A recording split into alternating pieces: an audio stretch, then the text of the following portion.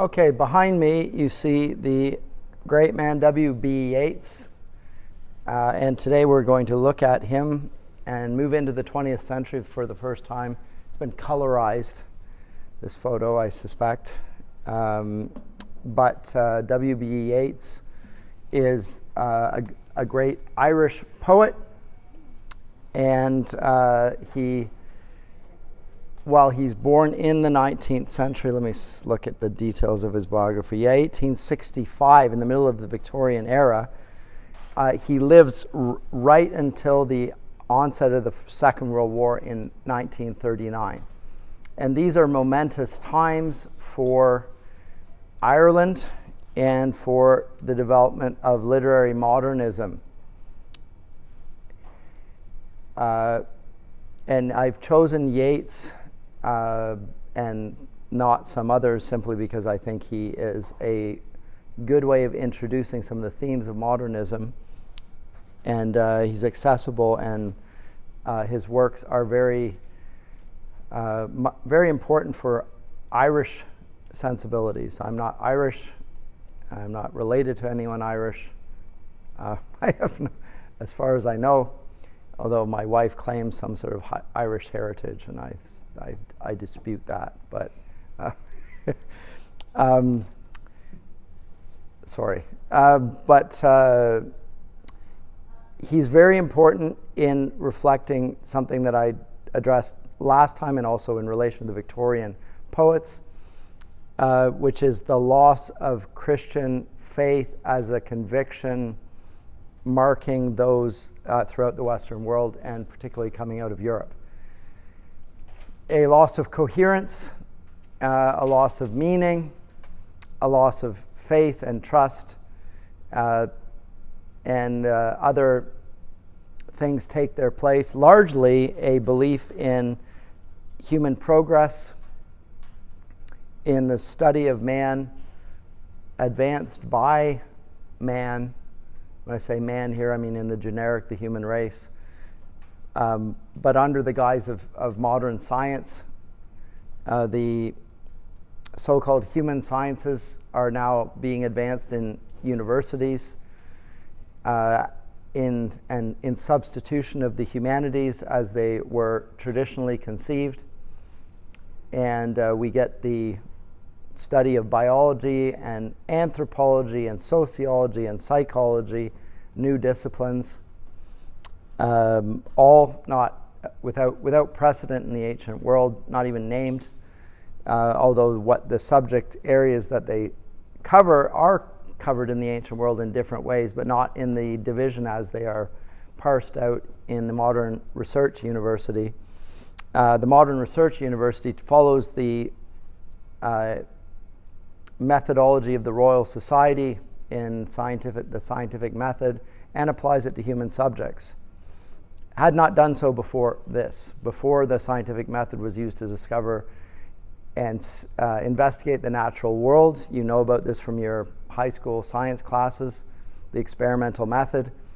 This is now applied to human beings and the study of human nature from human beings using a certain methodology that they've inherited from the natural sciences. And the aim is to have a scientific study and a very realistic and objective study of mankind by human beings, with the belief that that neutral perspective will give us something like an objective view of human nature. And with that, get away from the tribalism and the theological differences that led to wars of religion in Europe, but even between different countries. So it's a belief in progress brought about by mankind through technology and through scientific processes. And that begins in the 18th century. It is brought in as a full-blown methodology in the 19th century.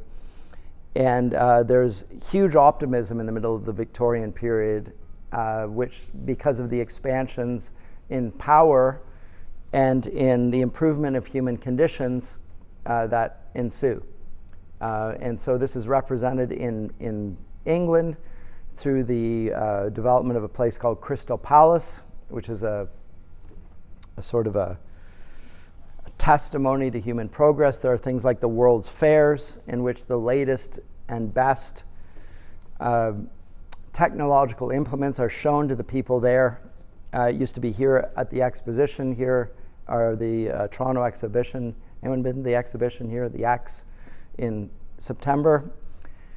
It's no longer really that important, but it would once have been the place where the latest goods and services would have been presented in front of you. The latest futuristic cars, vacuum cleaners, whatever you name it, was brought out into these exhibitions.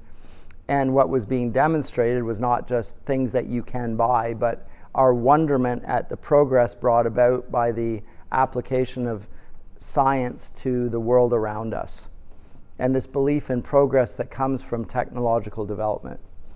That grows throughout the 18th century, really takes on in the 19th century when we get the nation state pursuing it for reasons I discussed last time when looking at Heart of Darkness, and a belief that we are, as a collective group identified in national groupings, are advancing and becoming superior compared to those who lived in the past. I think that view of human progress is there throughout the Victorian era. And with it, a certain view of history, by the way, which you may not have heard of before, or you may have, which is the Whig view of history. Have you heard of this at all? Has it been mentioned? Yes, the WHIG. Dr. Fott talks about it. Okay, and it's basically that of the liberal party of politics. The belief that by accepting the methodology of improvement, society can be almost infinitely improved. And there's a narrative of history that will fit with that, which is that projected backwards, that in its earliest iterations, humanity was benighted, superstitious, nasty, brutish and short, basically. But through technological improvements, life has become better, brighter, longer, healthier, etc. And that's the Whig view of human history will tell of that story, more or less. It's not a view of history that is friendly to Scripture. Scripture is not friendly to this view of history. It doesn't see things as endless improvement, but the Whig view of history has a certain eschatology there. It's of continuous improvement, things getting better and better and better. A biblical view of history is far more nuanced, and there isn't one view of biblical history. Anyway, there are different types of views of history. But usually there's a view in biblical history of times of faithfulness, improvement, followed by sin, rebellion, and decline. That's the history of nations. That history of nations that Scripture tells is not the one that the Whig view of history accepts. They think that through technology, through science, we can make the world better and better, and we can overcome what previous generations in their superstitions called sin by gaining control over human nature. We can make people better and better, and we can make the world better and better. And the proof of it is longer human life. There's all sorts of measurements for it. You've heard this before, because it's still the belief that I think largely the Western world trades on. That view of history comes to a rather abrupt halt in 1914. Because in 1914, we have the First World War, in which the most developed countries, the most progressive, the most advanced, the healthiest, the strongest, the richest, who just plundered Africa in the scramble for Africa, clash against each other, as I said to you last time, believing that they would end this war very quickly, that they would win because their superiority would be demonstrated through the latest goods and technology that they had, and they'd harness through their national institutions. And each country at this time is centralizing its efforts through you only hear a positive view of this, by the way. I'm going to give you something of the other side. Through universal education, compulsory education, universal health care, universal social assistance, The welfare state begins at the end of the Second World War. So various things come online over generations, but the accumulation of power and control in a centralized fashion is taking place over the course of this time, and the belief in its benefits is pretty much universally shared, including in Christian circles. So the churches are more or less cheerleaders for the war in WW1, believing that they will win the war because they are the most enlightened and the most Christian nation, more or less. And I'd say that all the European powers go at it, and they kill each other in huge numbers over basically a small patch of land in Belgium. And we get trench warfare, which is nasty and futile and ugly. There's no honor in it. There's no valor in it.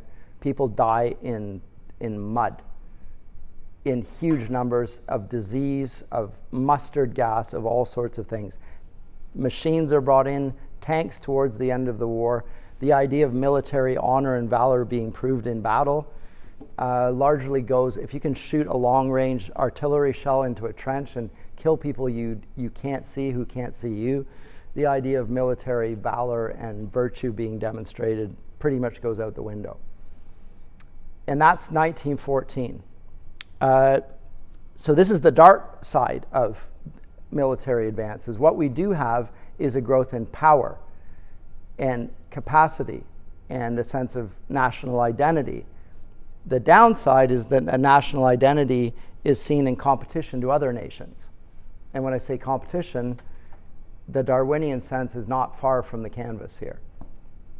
And it does lead to tribalism, in other words, on a vast scale, but with science and technology behind it.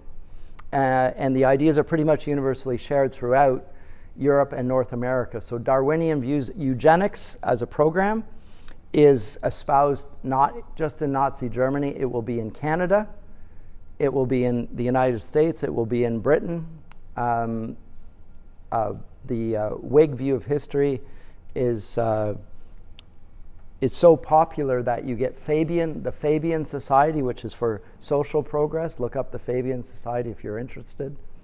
If you ever watch Chariots of Fire, have you ever seen that movie, Chariots of Fire? If you haven't, you should watch it. It's very interesting. It's in 1924, after the First World War has taken place, and it's one of the settings is Cambridge University, where one of the runners there is housed, and they have the Fabian Society, among other things. Universities are places of social advance, human progress, enlightenment, the best and the brightest go, etc., etc. W.B. Yeats is a great poet for illustrating the problems that ensue when the First World War happens. Because when the First World War happens, the narrative of infinite progress and enlightenment comes to a short, sharp shock. It's done.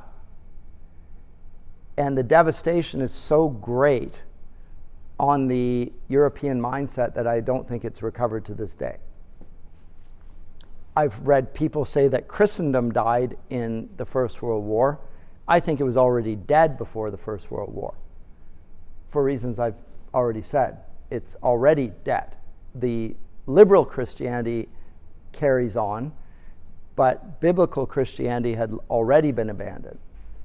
The way in which people were treated as human subjects, the way different races were seen as inferior and superior on the basis of racial characteristics, and even the idea of dividing races up into different types seems to me to be unbiblical and disgraceful and unchristian. Happens all over the place. What takes place. So I said it's different than the African slave trade, and it is, because slavery has been abolished at this point. Nonetheless, the idea of racism is given a scientific basis now, to some degree. So it goes, and at the same time it doesn't go. So that slavery stops. The view of people of different races being inferior now gets legitimacy in the academy and in the scientific field. And the notion of nations comes to the fore, and the belief that nations should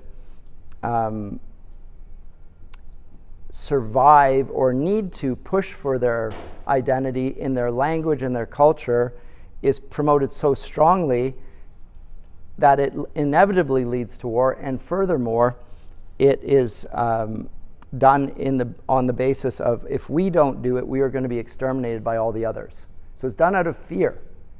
Fear is the motivation for the First World War, I think, as much as anything. There is a sort of bragging, we're going to crush the enemy sort of thing, but I think it's motivated by this sense of, yes, we're superior, but also if we're not, then we're going to be crushed, so we better pull the trigger first. We have the power to do it, we better do it. Same thing that this Oppenheimer film is demonstrating to some degree. If we don't get the atom bomb, the Germans are going to get it, and if they get it, what are they going to do? They're going to drop it. Why? Because they're superior, and they're just fulfilling what science tells them and their reading of science, that they are the superior race. They're going to decide that through their use of technology. So we better get the bomb first. That's motivation. I think it's implicit. It's not stated in films or in popular depictions of this, but I think it is a genuine motivation, because you have to ask yourself, why do nations do what they do? Why do wars happen? We understand the Archduke Ferdinand was assassinated in Sarajevo in 1914, and there were various political alliances that pulled the European powers in to battle. They had a certain agreements that if you're attacked, then we're attacked, and it sort of pulls everybody in. I think it's superficial. It's true, but it's superficial. There's more there than that. Yes? How much of a role do you suppose that banking had to do? Banking? Financial systems are also being involved in it, universalized, of course, and elites that are powerful in one country have power in other countries as well, for sure. And famous families will be behind national banks and movements in multiple countries. Yes. So the rich and the powerful are multinational in that sense. That is also a piece of the picture. But for me, that portrait is a little bit, even that's a little superficial. I think there's a demonic element to the whole narrative that is trying to assert the reign of the Prince of the Air over Christ on earth. When Christian nations have abandoned Christ and his rule over their nations, their lives, something creeps into the fore there. And of course it's connected to principalities and powers and rich and money and power, etc., and political power. But it's more Christ's reign on earth for 2,000 years is being threatened by something greater than national governments and rich individuals. It's more there than that. I think it is demonic. I lack a better word for it. And maybe there is no better word for it. But Yeats writes on this, and we're going to look at his poetry now that will address this. There's the great man again. When I say the great man, he's a bit of a nut.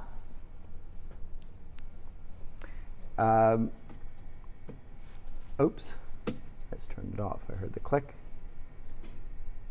Projector on, so give me a second here. Yeats, Irish writer, very important writer for Irish nationalism.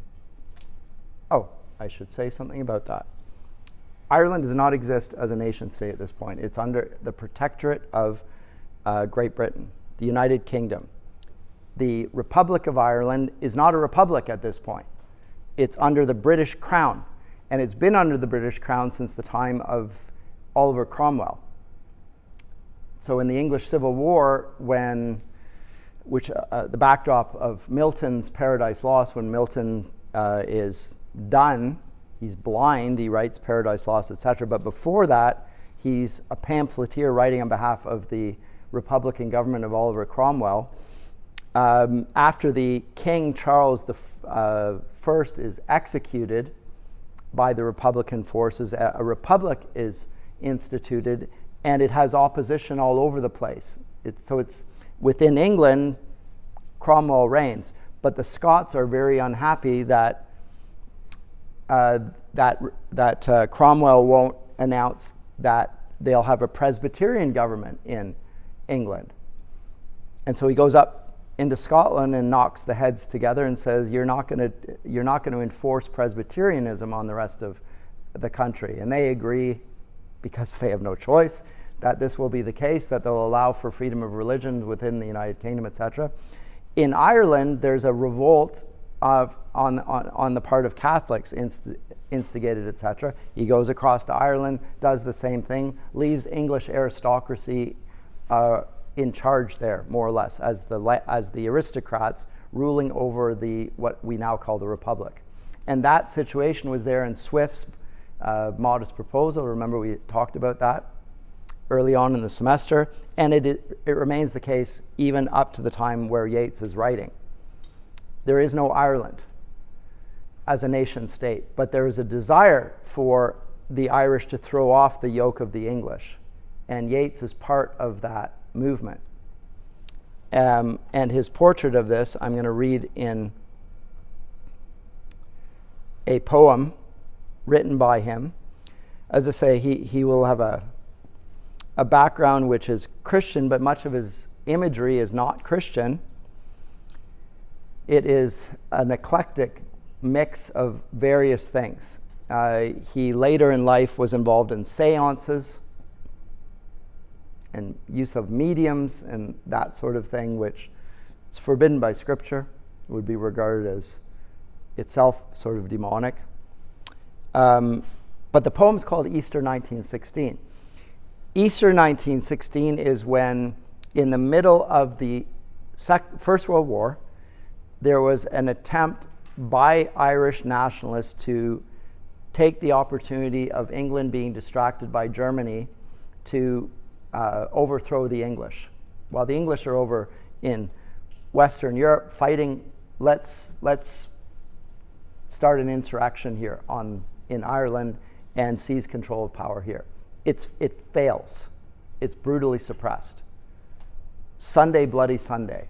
You hear it sung about by Bono, U2, and stuff like that, right?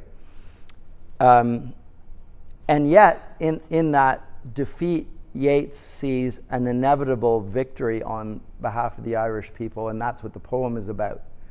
But it's called Easter 1916 because of the day, yes, but also because of the significance of Easter, which is a time of resurrection, of new birth, of life, and so forth. And he sees, and he's conflating the birth of the nation of Ireland with the resurrection of Christ. So let me just read it. Very famous poem in Ireland. I have met them at the close of day, coming with vivid faces from counter or desk among grey 18th century houses. Dublin, by the way, is full of 18th century houses. It's quite spectacular. Same thing in many places in Europe. 18th century, a great deal of wealth, and it's accumulating in cities. A lot of 18th century architecture, Dublin being just like that. I have passed with a nod of the head, or polite, meaningless words, or have lingered a while and said polite, meaningless words, and thought before I had done of a mocking tale or a jibe to please a companion around the fire at the club, being certain that they and I but lived where motley is worn. All changed utterly. A terrible beauty is born. Now, motley is what a fool wears. At the outset of the poem, he imagines life being led in such a way that the Irish are never going to amount to anything. They're pathetic people. They have no dignity. They've been robbed of their dignity by the English and their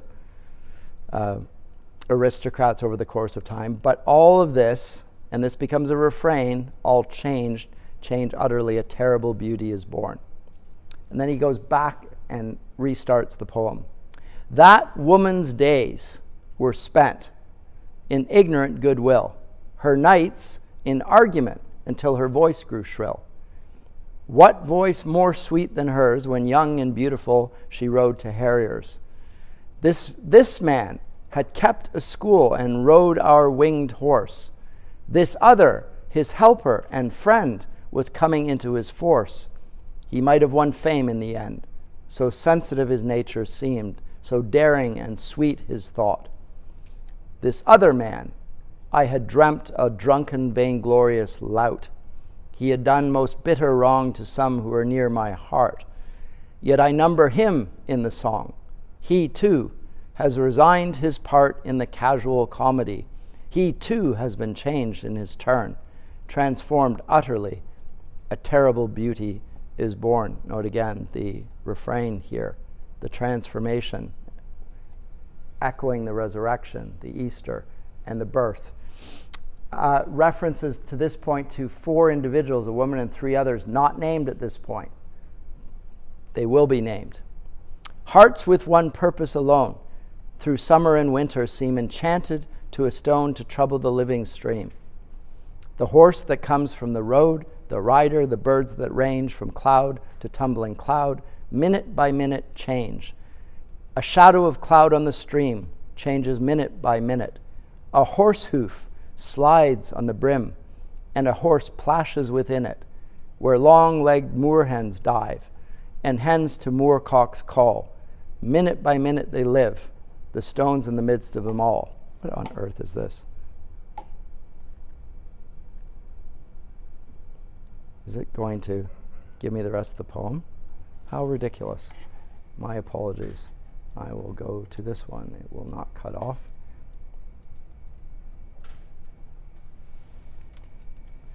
Too long a sacrifice can make a stone of the heart. So the motif of a stone, which is in the midst of it all, is picked up again, and the idea of a stony heart as opposed to a heart of flesh, biblical language being picked up here. Too long a sacrifice can make a stone of the heart. Oh, when may it suffice? That is heaven's part. Our part to murmur name upon name, as a mother names her child when sleep at last has come on limbs that had run wild. What is it but nightfall? No, no, not night, but death. Was it needless death after all? For England may keep faith for all that is said, done and said. We know their dream, enough to know they dreamed and are dead. And what if excess of love bewildered them till they died? I write it out in a verse.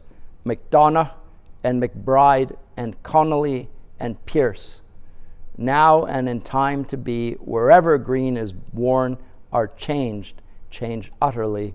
A terrible beauty is born. The 4 names that he mentions at the end are the 4 individuals that he didn't name earlier. Before, they had no renown. They were of motley. They were fools. Now they are their blood. They died in the Bloody Sunday of Easter 1916. Now they are memorialized in his verse, and the wherever green is worn, their names and legacy are going to be connected with Irish nationalism. Now, this is before Ireland gains its independence, but it will be used afterwards as a sort of a prophetic utterance that Ireland would get its freedom. What do you think about the poem? Have you heard the poem before? Anyone know of it? No? It's not his best known poem. It's important in Ireland, as you can imagine, by arguably its greatest poet, and associated with it because Yeats went on to be an Irish senator as well, part of the political process,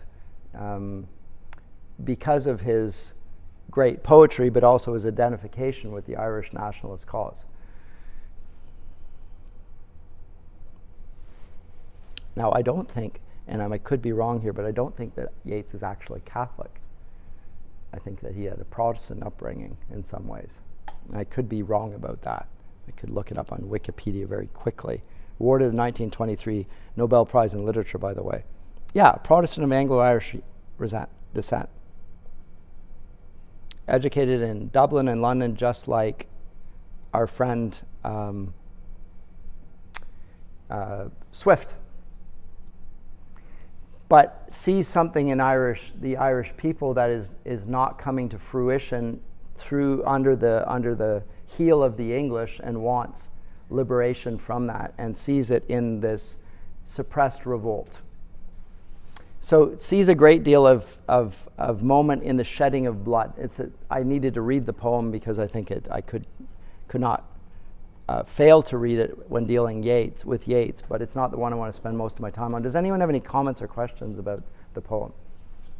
I'm going to move on to one that's a little bit more famous, The Second Coming.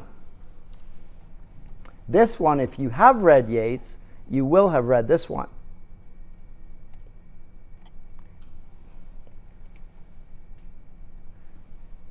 Cited all over the place by any number of other authors and referred to.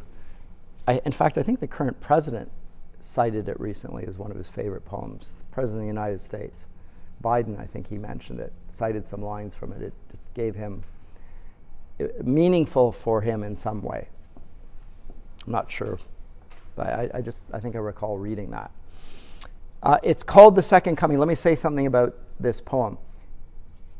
I mentioned already, in the First World War and in the aftermath, there is to some degree a bell tolling over the death of Western civilization.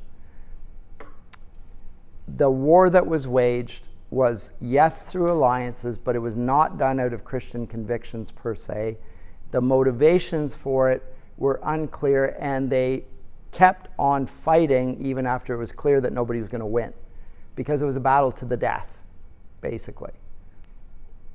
And it was only when all parties had been exhausted and it was clear that no side was going to win, and they'd already sent hundreds of thousands of their young men into the trenches to die an ugly, horrible death, leaving their countries devastated because their best young men had gone overseas and they've been left. Now you have what?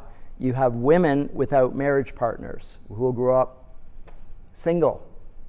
It changes the landscape. It brings about the suffragette movement, which is already there in the 19th century. Women are working in the factories to help the war succeed. They're now going to say, I don't have a husband, I'm not going to get a husband, I should have some say in the governance of the nation. The suffragettes prevail in the aftermath of the First World War. Furthermore, in Russia at this time, we just left Russia, we have the Communist Revolution, to some degree furthered actually by the Germans and the English. I could get into all that, we won't bother with that, that's too far afield there, but they let Lenin into Russia. It's actually here in Canada even, I think, at one point. But Canada at that point is under a British protection and governance to some degree, certainly a strong alliance there. And all of these things presage the decline and fall of the West. And there's a famous book that came up by a man by the name of Oswald Spengler. Have you heard this? The Decline of the West.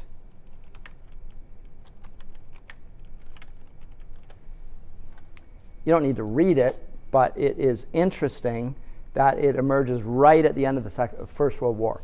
And it was widely read, and read as basically a sign of a different note than that of progress. It's the opposite. And you note a great drop-off in civilizational mojo from this period onward. Europe loses its vitality. Existentialism ensues. Nihilism as philosophies start to be embraced, and there's a great deal of, I think, a lack of hopefulness. There isn't a return to the Christian faith. There is a sign of almost despair that sets in. They have no alternative but Darwinism. It is what motivates the Second World War. They go back at it again. Never mind. But this work, The Decline of the West, 2 volumes by Oswald Spender, when is it published? Summer of 1918. So written with the backdrop of the First World behind him, publishes it. It's hugely popular. Explains how progress suddenly became fall, and he gets into all that. Form and actuality, anyway. I don't need to get into that. In the midst of all that, Yeats is writing his poems, and we get views of eschatology that are emerging at this time and really take on legs in Christian circles at this time. And among them, I would regard dispensational theology, which is there in the 19th century, really starts catching on everywhere in evangelical circles. You know what I'm talking about by dispensational theology?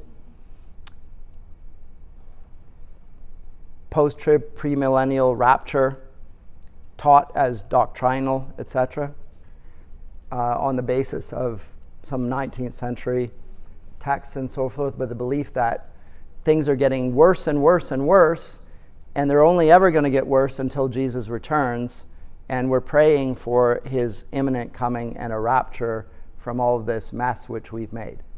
That belief starts to take hold in evangelical circles around this time. It's not that it's not there in the 19th century, but it becomes more or less orthodox in the 20th century.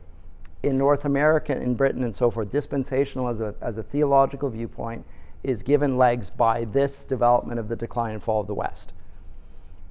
Note of despair.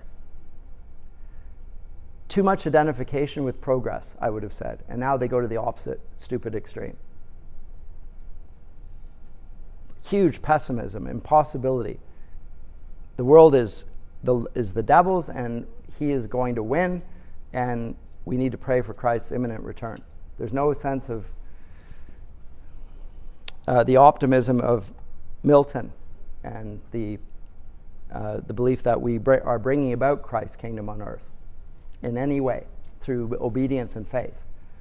You know, the Lord's Prayer, thy will be done on earth as it is in heaven. We're supposed to bring that about, the dominion mandate, etc. Yes, sir? I was just looking up the date on the Second Coming, and just because the Second Coming was written in 1919. Yes? The year after The decline, fall of the West. Yeah. Yep. So I was just going to ask you, is there some kind of influence that spills over? Probably.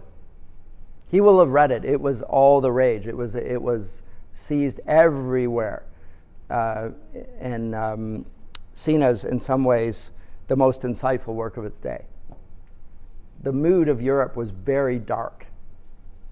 Remember, their economies were shattered by the First World War. Germany was in ruins, in part because the Treaty of Versailles imposed penalties on Germany for starting the First World War, and took land and demanded reparations for the instigation of the war, which led to the German economy collapsing. Huge inflation, hyperinflation. The Deutschmark was worth nothing.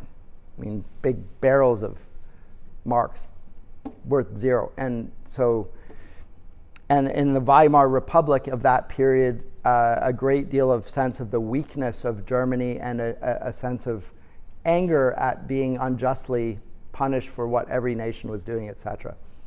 The Germans did start the First World War. Quite frankly, the Kaiser was a buffoon and initiated the whole thing. But what that gave rise to then was a sense of we need to find the blame for this, and if we believe in Darwinism, which we do, then it must have been caused by a lack or a problem within the nation of Germany. There's impurity in the blood.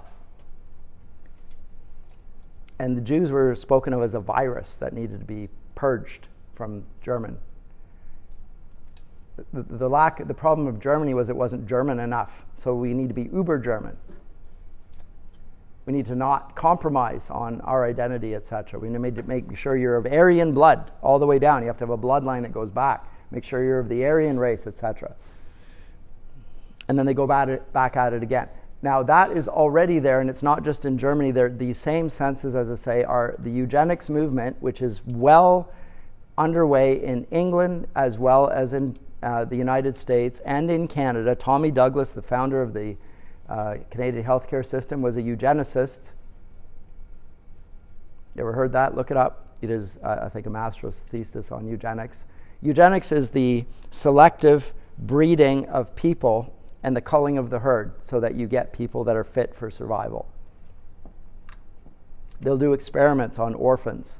Look at the Duplessis orphans in the 1960s in Quebec. They're doing experiments on orphans. They don't have any parents. There are the handicapped are euthanized. People who are mentally feeble are experimented on, etc. The legacy of the 20th century is not pretty. People are regarded as things that you can experiment upon. And if they don't have the protections of sanity in a family, then they're particularly open to these sorts of experiments. As I say, look it up for yourself. But in all of this, Yeats sees something ominous happening, and that's what the second coming is about. Now, he's not talking about the second coming of Christ per se, but he's using the language again, just like Easter 1916. It has certain resonances and connotations, and it has a sense of doom and gloom. And the beginning of the poem, well, let me read the poem, famous as it is, cited by many, the sense of a lack of coherence and organization and purpose in the best of human society, and a sense of power and control and conviction among those who are the worst people. The very worst. It's much cited in our day. Of course, the worst are those that we oppose, and the best are us. He uses the image of a falcon. Now, a falcon and a gyre. Do you know what a gyre is? Before I read the poem. You know what a gyre is? You know how falcons fly? You will notice the birds of prey.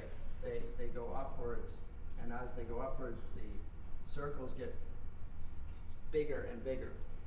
You notice them do this, right? They sort of swoop, they use the wind, and they catch the wind, and it allows them to drift upwards. And because it's not, they're not beating their wings, they're just using the air to lift them. They just catch it, and they need to go on a ever widening gyre to get higher and higher. That's how falcons do it. And then because their eyesight is so keen, when they spot the prey downwards, then they just pull the feathers together and they just go.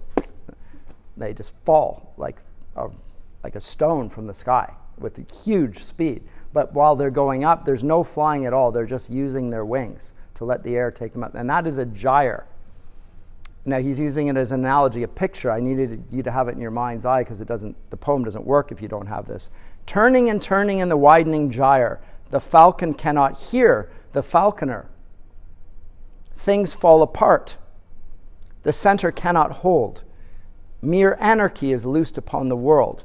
The blood-dimmed tide is loosed, and everywhere the ceremony of innocence is drowned. The best lack all convictions, while the worst are full of passionate intensity. Surely some revelation is at hand. Surely the second coming is at hand. The second coming, hardly are those words out, when a vast image out of spiritus mundi troubles my sight. Somewhere in sands of the desert, a shape with lion body and the head of a man, a gaze blank and pitiless as the sun, is moving its slow thighs, while all about it reel shadows of the indignant desert birds. The darkness drops again, but now I know that 20 centuries of stony sleep were vexed to nightmare by a rocking cradle, and what rough beast, its hour come round at last, slouches towards Bethlehem to be born. Ends with a question. If you find the poem puzzling, that's because it is.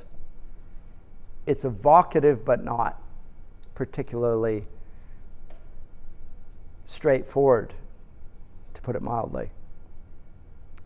The imagery is powerful and arresting, which is why the poem is so popular, particularly the opening gambit of the falcon going ever upwards to the point where it can't hear the falconer. Because in falconry, you have one of those gloves, because the talons of the falcon. You sit on the, you know what I'm talking about? They have the talons in there, and they have jesses, and they have a hood on, and the falcon has the hood on, and you take the hood off, and then it goes upwards and leaves, and the falconer has a little lure. He can wave it, and the falcon will come down for that. He sees that. But if he doesn't, he gets higher. And the point at this, the power of the image is that the falcon has gone up so high that he loses not sight but hearing from the falconer. Who is the falconer?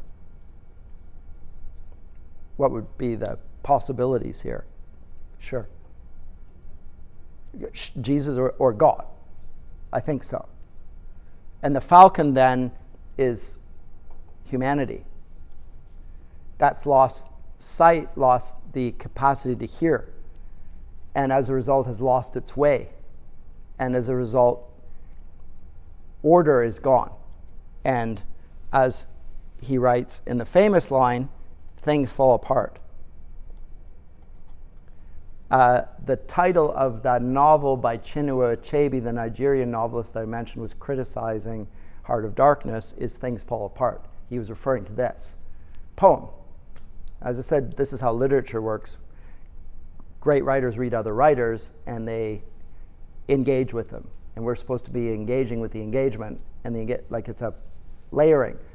The scriptures work this way as well, by the way.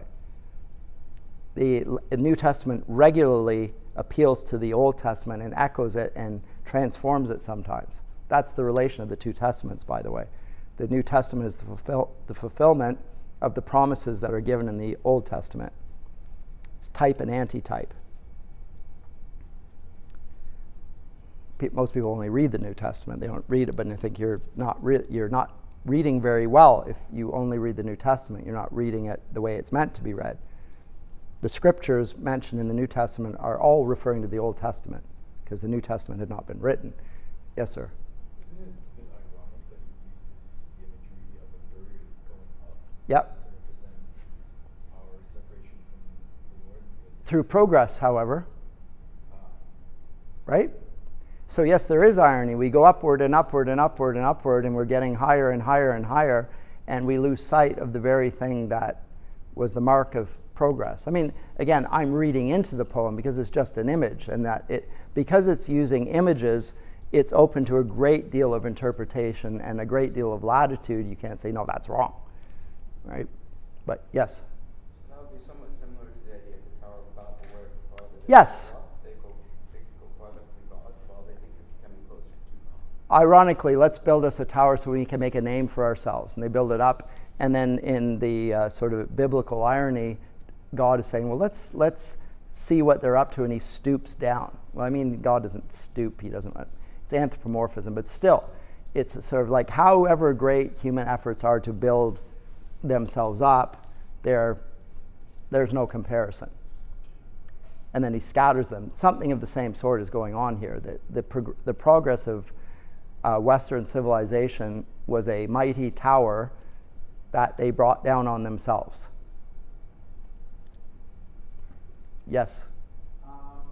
First stanza, last two lines, the best lack all conviction, while the worst are full of passionate intensity. Is that on the best lack all, is that a reference to the efficiency you were talking about when you were speaking in Heart of Darkness? That is a very good reading.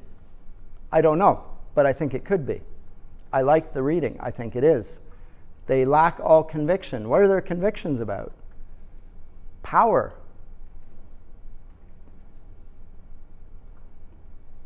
Pursued out of fear that they won't be at the top of the chain. There's nothing that stands beneath it. Remember, Kurtz, when he utters at the end of that, and I didn't finish well the last class, and when he dies and cries out the horror, and Marlowe says that he saw him as if down in an abyss and so forth. Here's a man who's cut himself off from everything human and good, and at the end of it, and thought himself an Ubermensch, and in the end he's mortal. And he realizes there's nothing there in him anymore. And he's horrified at what he has done and that he's just a mortal being after all. After all that, I think he had delusions of grandeur that he held on to the very end threw away moral considerations, denied his connection with other human beings, didn't see himself as a creature of God, obviously. None of those things. And in the end, found himself to be mortal, and everyone despised him, including himself. The horror. And then, as I say, the other guy blows out the candle, leaves, just like Macbeth. Out, poor candle. Reference it. And we see that the servant boy comes in, says, "Mr. Kurtz, he dead," and is disgusted at the thought. Yes? Could it also be read the opposite, where perhaps those who still have the hearing lack complete conviction to actually follow through, and those who have the worst intentions are the most passionate and therefore have the most control over what's going on? It could be, and in fact, that's how I've always read it, is that way. It's that those who are in positions of authority and control, people who are in the church, people who are in government, really don't have a lot other than a structure of authority about them, but they don't have an understanding of the reason why they have any authority. They're disconnected from God. They've made themselves into gods, but they don't really have any understanding of their meaning and purpose as agents of God. They don't act as if they're under any authority but their own. And this renders them incapable of resisting the passions of the mob, who are those who have convictions, I guess, here, motivated by fear and food and all the things in bread and circuses, whatever motivates the mob. That's how I've always read it, but I could see that reading. I just don't. I mean, it's a poem using images. Like, I can't rule it out. When it comes to reading poetry, especially if it's imagistic like this, you have to give a coherent reading of it, and you make your case. First, you understand the images, and then you provide what you think is a plausible interpretation. Yes? What is spiritus mundi? Spiritus mundi. So, what do you think it is? So, first of all, it's the spirit of the earth. It's the Latin, the spirit of the earth. It's not a Christian connotation. It always seems like he's looking into, I don't know, like fortune telling. Yeah, it's a bit of that, I think. There's a little bit of Yeats's sort of new agey stuff coming in here. You could see it as one of the beasts in the book of Revelation. There's a beast from the water, there's a beast from the earth, and he is in the sands of the desert, and he's got a lion body and the head of man. Well, that's a sphinx, right? But those references are not made in the book of Revelation to that. So it's got Revelation type character without being a clear, he's not trying to give it a Christian message per se. He's using Christian imagery and connecting it with, quite frankly, his own images. Yeats is like Blake. He creates a whole imaginative framework of images that are of his own. They're his own images. This is what makes him a difficult poet. And he's making it up.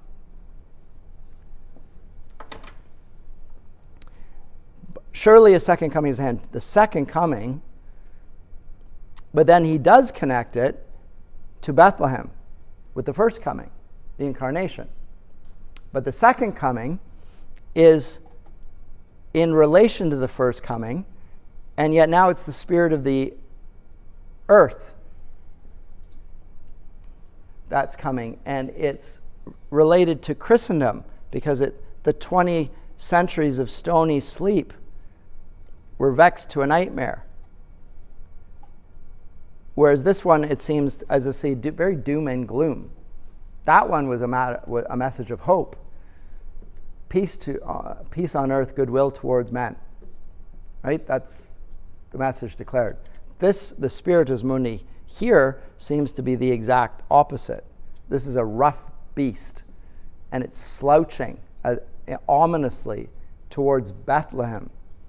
Bethlehem, by the way, is under British rule at this point. It's British Palestine. 1819, my colleague Brad Fott's just written a book about it, actually. Same time that this poem is written. So it's not about Israel or anything like that, or anything that will associate with that. But it is the site of Christ's birth. I don't know if he knew any Hebrew, whether he would associate with the house of bread. Probably not. But possibly. I mean, if I know it, he could know it. But it's more images. And again, the birds here, the falcon and the indignant desert birds, the rage, the passionate intensity that he talks about in this drown. The general feel of the poem is of doom. And the second coming is a horrid thing, not something to be yearned for, longed for, greeted, celebrated. It's the opposite. Yes? I was just seeing that the blood-dimmed tide is loose, and everywhere the ceremony finishes is drowned. And then in the second paragraph, it seems like there's a progression of doom, darkness, some sort of tide come over the source of hope, which ceremony of innocence seems like it would be drowning. Well, it's in 1919. It could clearly and obviously reflect on what had just happened in the First World War, right? It was maybe hope and optimism at the beginning. Now, no chance. It's just doom. It's gloom. It's pessimism is reigning. And the blood-dimmed tide is loose. Well, when the nations clash against each other and annihilate each other, and there's no people at the end of it say, how did that start and what on earth? And they come together in the League of Nations to say, let's not do that again, right? And we're going to acknowledge the right of self-determination, because that's what comes from Woodrow Wilson. A nation will be allowed to identify itself and be accepted by other nations. And Ireland seizes upon that and says, okay, we're going to have an Ireland. And everyone else, including the British, just say, okay. Yes? You mentioned that the First World War was also considered to be the death of Christianity in a way. I've heard people say that, and to some degree you can see that. There are sort of, magnificent cathedrals around Europe, but not a lot of Christian faith. Yeah. The blood-dimmed tide is the war. Yep. And it's coming toward, if it's drowning the ceremony of innocence, then that would be the death of hope. The ceremony of innocence, I guess, could refer to the blood of Christ as well, and his shed blood, innocence, righteousness, the body and blood of Christ. I don't know. I mean, you really have to read into it, and everything's a little bit of a stretch. But given the backdrop and the historical context, it's easy to apply things. And since he's already invoking Christian language and Christian imagery, it's hard to resist that he may mean something more Christian of it than might be the case. Ceremony of innocence, blood-dimmed tide, the body and blood of Christ represented in the Eucharist, easy for him. And then again, the appeal to the second coming, the Bethlehem. I mean, you cannot fail to read Christian notes in this piece. But it clearly does not have a holy Christian meaning to it. Any other comments or questions? I have 10 minutes, so I want to go to one final poem. No? How do you like the poem? Do you do? Yes. Any other comments on the last 3 or 4 stanzas? Because they just don't make sense. Nope, they don't make sense. Now I know that 20 centuries of stony sleep were vexed to nightmare by a rocking cradle. It's as if Christianity had been asleep for 2 centuries, 2 millennia.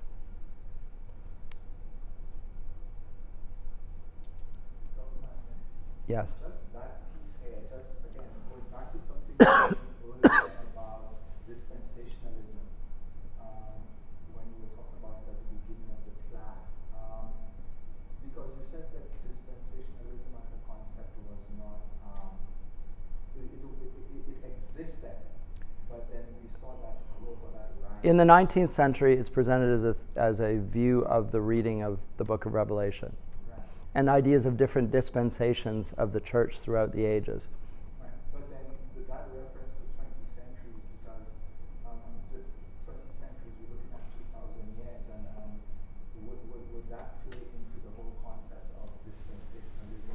I don't. I'm the only analogy I was making between dispensationalist views of the second coming and this is the common sense of pessimism. That's all. So the pessimism of the dispensationalist view of history isn't hugely popular in the 19th century, but come the First World War, suddenly it seems pretty realistic and becomes wildly popular, and if I might not say even orthodox, the orthodox view amongst evangelicals. If you read the history of Christian evangelical movements in the 20th century, they are all dispensational in their theology early on. And that only stops, interestingly, in and around the end of the Cold War. Rather interesting. and there's a movement away from that again. My objections were only questioning whether it was scriptural, because I don't see the rapture as is popularly presented. That's just not even there. Well, there's a mention to a rapture, but in that sense, not exactly. Yes?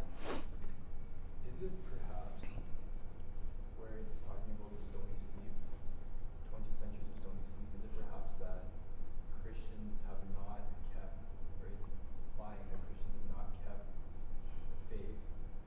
They have not. Because they lacked all conviction, if they're the best. And then that's why they're vexed to nightmare, because they know that if they are in fact Christian, and they've read the scriptures, that not all who say Lord, Lord will be admitted into the kingdom. Sure. And That's as imaginative and good as any other reading. Yes? Do you think when it says spiritus moving and when it's talking about the spirit of the earth, would that have to do with the Enlightenment period of, giving nature divine, or having the idea that nature is divine, and would that connect to Mother Nature, like the idea? I love the fact you folks are listening to me. This is just so great. I hadn't really connected that, but sure. There's a materialism that creeps in. There's a belief in the here and now. It's not thy kingdom come, it's my kingdom come. It's the very material, very secular sense of life, the man-directed, government-driven, science overruled view of life that's of the earth. Sure. But I would, I don't even listen to myself that much.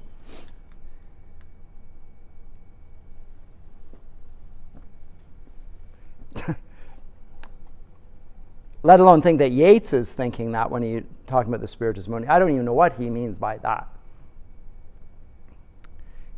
But it's not a Christian image, is what I was saying, and it does translate as the spirit of the world, and it sounds vaguely Christian just because it's couched in Latin.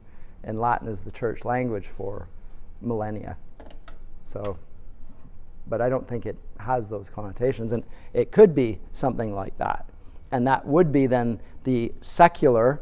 Secular means of this age only. That's what seculum means. It's something that is of this age.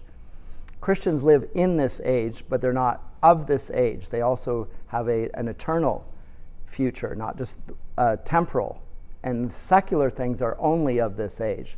The Enlightenment really says that there is only of this age.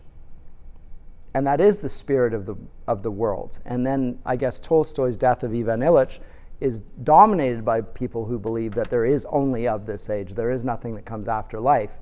So in that sense, it is of that character, sure. Very inventive, very thoughtful, great. I can't say it's right or wrong because for reasons I've said already. But I like it. Sailing to Byzantium. There's a film that was a couple of years, No Country for Old Men. It's direct taken from this. Did you see it? I didn't see it. Brutal. I think it is brutal, yeah. But it's quoting from this, right? The line, or the film is taken from the first line of Yeats's Sailing to Byzantium. Byzantium is where the Eastern Orthodox Church is centered, and it refers to Eastern Christendom, centered around Constantinople, which is today in Istanbul. It's what it's called in Turkey. But it was the center of the Byzantium Empire. And the Byzantium, long after the Western Empire fell, and was because the Western Empire fell through barbarian invasions from the north, right? The Eastern Christendom stayed intact for 1,000 years. And it's marked by beautiful gold inlaid temples and so forth. Have you ever seen inside an Orthodox church, and the gold that is the inlaid inside you know what I'm talking about, right? The gold. It's a reflection of heaven. That's what the gold is. And then the vestments of the priest, all that. It's a beautiful array. All of these are symbolic of something. But for Yeats, it's a sort of a mythological place. I'm sure he hasn't been to Byzantium or Constantinople. It comes to a death when the Ottoman Turks basically overcome. That's the end of Byzantium. And all that's left is the Christian West, so-called, which resists it, pushes them back. But now he's speaking about sailing to Byzantium, and it's sort of as it says here, and I wasn't using it for this reason, but it's a mythical place representing the timelessness and perfection of the world of art. And I think this is correct. I actually think it's a decent reading of what the poem is about. But I better get on my bike here. I've got 5 minutes. That is no country for old men.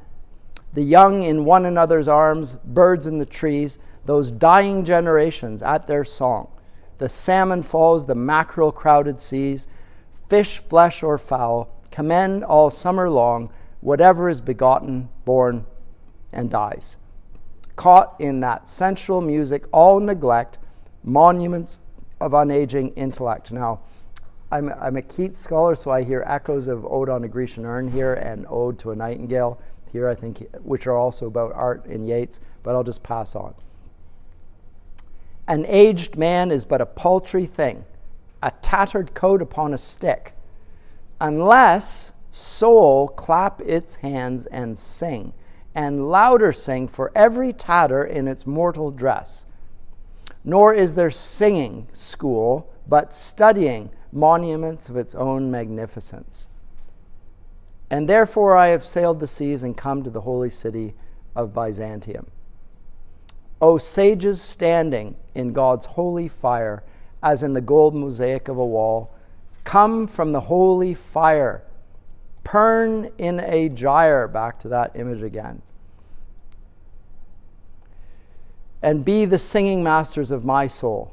Consume my heart away, sick with desire and fastened to a dying animal, as if a soul in a body is fastened to a dying animal. It knows not what it is, and gather me into the artifice of eternity. Once out of nature, I shall never take my bodily form from any natural thing, but such a form as Grecian goldsmiths make of hammered gold and gold enameling, to keep a drowsy emperor awake, or set upon a golden bough to sing to lords and ladies of Byzantium of what is past, or passing, or to come. The golden bough reference is to Virgil's golden bough, what Aeneas uses to gain passage into the underworld, if you recall. We read the Aeneid last semester. Book 6, Aeneas to go down into the underworld to hear the prophecy of how he is going to get to Rome and what he's to do and what will come of what he does. He goes down to the underworld. He's told that he can't go down there unless he can break off the golden bough and show it to Chiron, who will let him give him passage for that. He reaches up in a heroic act and manages to do it, and it basically breaks off in his hand. Impossible through force, but it comes into his hand. He takes it, gives it, and gains passage. Lots of references. Grecian goldsmiths, again, Keats's two poems which are about art. It's about art, but it's about also soul making and the artistic vocation in relation to that. But I have 2 minutes left, and I have barely touched on this, and I feel badly for even having started it, given the lack of time. Do you have any thoughts about the poem? It's typical of Yeats. Images that are rather idiosyncratic. Yes? What do you think about the last stanza where he's saying the goal is meant to keep the drowsy embers awake? Yeah.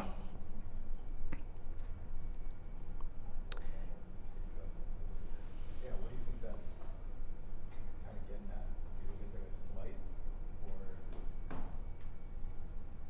what do you make of that? It might be of the same sort of thing as the 20 centuries of stony sleep. There's a sort of a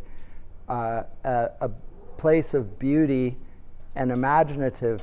He's imagining he's there, and he's sailing there in his flights of his fantasy, and sees a lack of purpose in the emperors. Like, there's an empire, it's glorious, it's beautiful, but it's sort of impotent and maybe vain. Yes.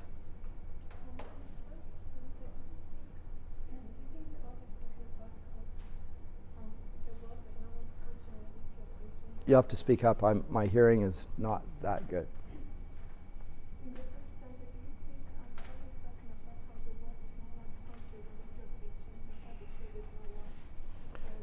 So in the first stanza, where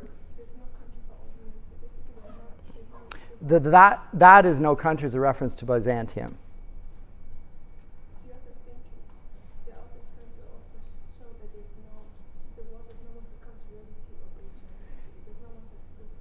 So this is a place of eternal youth. This is where the young are. There's a youth and a vitality and a beauty that he associates with Byzantium. And he's an old man with a stick, and his soul is young, though, and he's yearning for a place. Byzantium is almost presented in heavenly form.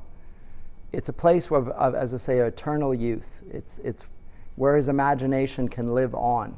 That's what I picture here. The young in another's arms, the symbol of birds in the trees is a symbol in Renaissance literature for the soul. In Neoplatonism, a bird in a tree is a soul in a body, which he picks up on here regularly. It references to souls and bodies being here a tattered coat, the old man, and soul singing and all of that. I think it's about the soul and the body and the relation of these things to art. Yes? Oh, I have no idea. It gives a certain feel. Keats does the same thing in his odes. I think this poem is much influenced by Keats. He likes the sounds of certain words. He likes the imagery. Lots of references to color and sound and spiritual matters. And gather me into the artifice of eternity. As I say, the Byzantium represents heaven in some ways for him. He's not thinking of it as the place of Byzantium, but what he imagines of Byzantium, a place where gold inlaid inside the temples and golden boughs and singing an eternal song. It is a sort of a song about heaven, and yet achieved through art. He thinks art has this eternal purpose in the same way Keats does in Ode on a Grecian Urn, or even the Ode to a Nightingale. And he is alluding to that very strongly in this. But Pern in a gyre, what's the footnote? Descendente in una spirale. Okay, so this is obviously an Italian commentator. The salmon falsis, le cascate ricche di salmone, I mari gramiti di whatever. So not helpful. Having the Italian in the footnotes doesn't really help us read in English. Not even me, who read a bit of Italian, still not particularly helpful. What did it mean to descend in a spiral? Is that what it said? It did, didn't it? Didn't it? Le cascate ricci de salmone, I mari gramiti. Number 6. Oh, Pern in a jar, yeah. Descending in a spire. So the opposite of what we had in the ascending in a jar, the descending in a jar. Yeah, so you can compare and contrast the poems. Lots of room for that. in the end, what does it mean? I don't know. It sounds great. It's rich, fertile ground for commentary. Typical of modernism, there's a lot of symbolism, there's a lot of evocation with a lot of sense of purpose and meaning. It's very much of a cult of the author. You're either a fan or you think, what on earth is that man talking about? Private mythologies. Yeats is very much of a man who constructs his own private mythology, which by their very nature keeps the general public from appreciating, because it's your own mythology. It's very difficult to read then and understand. It's not meant to be obviously widely appreciated, or it wouldn't be couched in private mythology. Anyway, I'm Beanie.